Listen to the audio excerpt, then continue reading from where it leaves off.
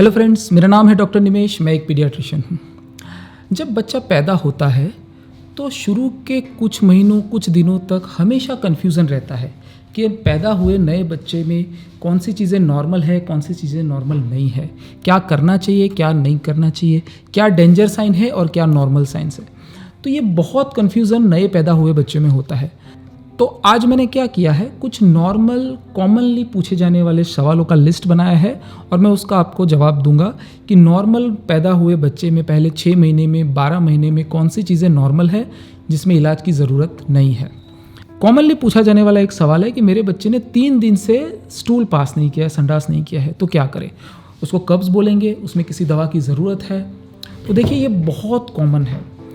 अगर कोई बच्चा सिर्फ माँ के दूध के ऊपर है, मतलब पहले 6 महीने तक अगर हम किसी बच्चे को सिर्फ माँ का दूध ही दे रहे हैं, तो उस बच्चे में एक दिन में 6 से 7 बार स्टूल होना या फिर 6 से 7 दिन में 1 बार स्टूल होना, दोनों ही सिचुएशन नॉर्मल है और उसमें किसी में भी दवा की ज़रूरत नहीं है।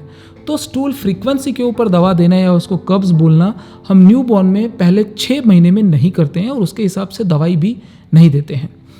स्टूल के ऊपर ही एक और सवाल होता है कि मेरा बच्चा ग्रीन स्टूल कर रहा है, पानी जैसा कर रहा है, येलो कर रहा है, कफ जैसा कर रहा है, फेस फींड जैसा कर रहा है, तो ये कोई बीमारी की निशानी है? नहीं। अगर पहले 6 महीने में आप सिर्फ माँ का दूध दे रहे हैं और माँ के दूध के सिवा कुछ भी नहीं दे रहे हैं, तो ग्रीन स्टूल नॉर्मल है, येलो स्टूल, पानी जैसा स्टूल, कफ जैसा, फींड जैसा, सब कुछ नॉर्मल है। कौन सी डेंजर साइन है? अगर आपके बच्चे को बुखार है, वॉमिटिंग हो रहा है, कुछ भी ले रहा है, उल्टी हो रहा है, वो वीक हो गया है, कमज़ोर हो गया है, तो इस मामले में आपको अपने पीडियाट्रिशियन को दिखाना चाहिए। अदरवाइज येलो, ग्रीन, पानी जैसा ये भी नॉर्मल है, दवाई की ज़रूरत नहीं है। एक और कॉमन सवाल होता है कि डॉक्टर साहब, मेरे बच्चे को 8 महीने हो गए, अभी तक उसका दांत आना चालू नहीं हुए हैं। तो दांत बच्चों को कब आते हैं, पहला दांत कब आता है, किसको लेट बोलते हैं, किस सीक्वेंस में बाकी के दांत आते हैं, उसके ऊपर एक मैंने बहुत ही बढ़िया वीडियो बनाया हुआ है, वो आप चैनल पे देख सकते हो, और या तो फिर उस वीडियो के लिंक मैं डिस्क्रिप्शन में डाल दूंगा।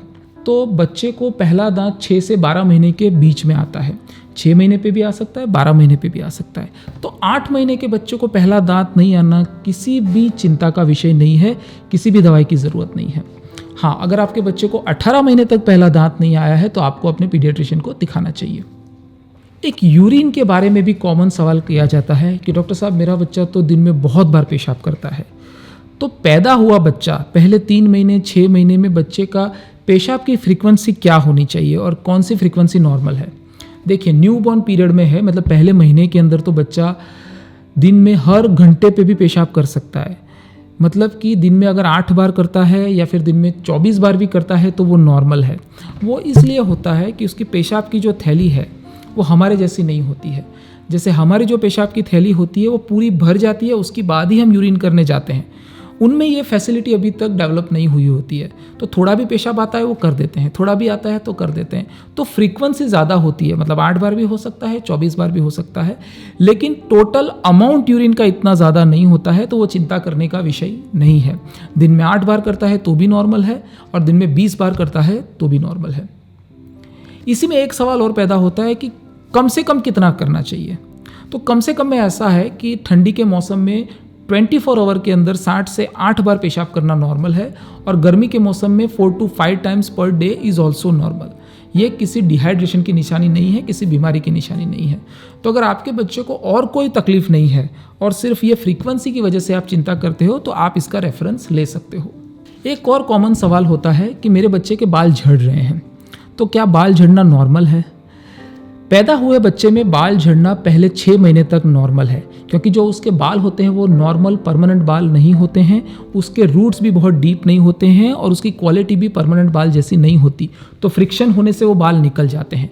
कई केस में कम हो जाते हैं, कई केस में तो पहले 6 महीने में पूरे ही चले जाते हैं, तो वो नॉर्मल है। परमानेंट बाल 6 महीने के बाद आना चालू होता है। अगर 12 महीने के बाद भी आपके बच्चे के बाल नहीं आता है तो आपको पीडियाट्रिशियन को दिखाना चाहिए। कौन सी टेक्निक से आप बच्चे के बाल झड़ना कम कर सकते हैं? बहुत ब्रश मत कीजिए, रोज़ शैम्पू मत कीजिए, जो पोनी है बहुत टाइट मत डालिए, टाइट पोनी बाल को खींच के निकाल देती है। फ्रिक्शन वाले उसको मत सुलाइए, उसकी पोजीशन चेंज करते रहिए। इस तरह से आप बाल झड़ने को कम कर सकते हैं। पर जैसा कि मैंने पहले बताया, पहले 6 महीने में बाल झड़ना नॉर्मल है। पहले 6 महीने में माँ का एक बहुत ही कॉमन सवाल होता है कि मेरे बच्चों को मैं कितनी बार दिन में दूध पिलाऊं, 5 बार पिलाऊं, 6 बार पिलाऊं, हर 2 घंटे पे पिलाऊं, हर 3 घंटे पे पिलाऊं। तो इसमें मेरा सवाल पहला तो ये है कि क्या बच्चा कोई घड़ी है? नहीं। तो बच्चे को उसकी डिमांड के अनुसार पिलाना चाहिए। बच्चा जब मांगे, जितना मांगे, जितनी देर तक मांगे, जितनी बार मांगे पिलाइए, वो अपने आप मैनेज कर लेगा। हो सकता है कई बार वो 1 घंटे में भी फीड मांगे, और हो सकता है कई बार सो जाए तो 4-5 घंटे तक भी फीड ना मांगे। तो ये सारी ही सिचुएशन नॉर्मल है। एज पर डिमांड फीड दीजिए। घड़ी की तरह हर 2 घंटे, हर 3 घंटे पे देना लॉजिकल नहीं है। क्योंकि सोचिए, अगर आपके बच्चे को आपने 12 बजे दूध पिलाया है और 2 बजे आप पूरी अच्छी नींद में से उसको जगा के दूध पिलाने की कोशिश करते हैं, तो आप नींद में से उसको जगाएंगे, वो इरिटेबल हो जाएगा, चिड़चिड़ा हो जाएगा, फिर ठीक से दूध भी नहीं पिएगा, और उसकी जो रिदम है, साइकिल है, फिर खाना सोना, वो डिस्टर्ब हो जाएगी। तो ऐसा मत कीजिए, पर डिमांड फीड दीजिए, उसको जब चाहिए तब दीजिए। पैदा हुए बच्चे में एक और कॉमन सवाल होता है कि बहुत सारे माँ बाप को लगता है कि उनके बच्चे को बुखार है। ऐसा क्यों लगता है? क्योंकि देखिए, बच्चे का सरफेस एरिया है ना, एडल्ट के हिसाब से ज़्यादा होता है, और उसका जो ब्रेन होता है वो बॉडी का 30% तक एनर्जी को यूज़ करता होता है। तो उसकी वजह से क्या होता है कि ये एरिया बाकी के शरीर से मुकाबले में थोड़ा गर्म होता है। तो कई माँ बाप इधर देख के सोच लेते हैं कि बुखार है, बुखार है, बुखार है। तो ये सही बात नहीं है। न्यूबॉर्न में पहले 1 महीने के अंदर तो 99.9 डिग्री फ़ारेनहीट तक भी नॉर्मली टेम्परेचर जा सकता है। टेम्परेचर लेने का तरीका के ऊपर भी मैंने एक वीडियो बनाया हुआ है, मैं उसका लिंक डिस्क्रिप्शन में डाल दूंगा। लेकिन शॉर्ट में बताएं तो इधर से एक्सेल हमेशा लेना है, 3 मिनट तक लेना है, और अगर वो 99.9 के नीचे टेम्परेचर है तो सिर्फ आपको लग रहा है, लेकिन वो बुखार नहीं है। यही थे कुछ सवाल न्यूबॉर्न पीरियड में, पहले 6 महीने में, पहले 8 महीने में, पहले महीने में माँ बाप द्वारा पूछे जाने वाले कुछ कॉमन क्वेश्चंस। अगर आपको इसके सिवा भी आपके मन में कोई सवाल है पैदा हुए बच्चे के बारे में, पहले 1 मंथ तक के बच्चे के बारे में, तो आप कमेंट कीजिए। हो सका तो मैं इसका दूसरा पार्ट बनाऊंगा। गुड बाय, खुश रहिए, हेल्दी रहिए।